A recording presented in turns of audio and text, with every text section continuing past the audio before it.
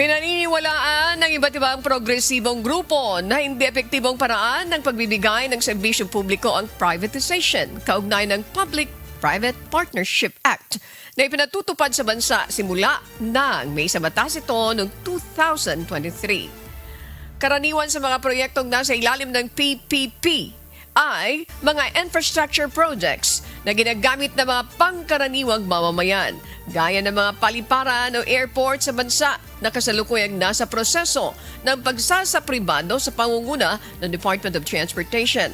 Ayon kay Nanoy Rafael, co-convener ng PARA o Advocates for Inclusive Transport, PERA, ng Taong Bayan, ang mayoryang nagpopondo sa infrastructure projects na ito. Ngunit, mas malaki ang kita na napunta umano sa bulsa ng mga pribadong korporasyon.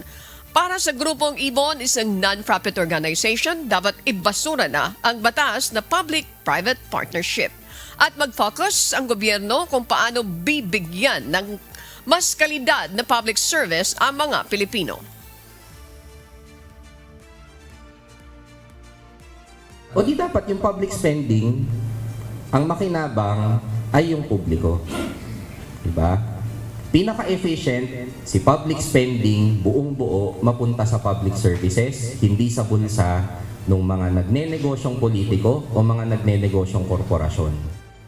That the policy is bad. The policy of privatization, nothing replaces it eh.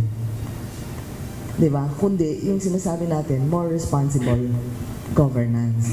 Mas maging responsable yung gobyerno, akuin niya yung paggogobyerno at pag-provide ng mga infrastruktura, services, etc. Just scrap the law. Kasi pag in-scrap mo yung law, ibig sabihin, hindi ka within the paradigm of privatization.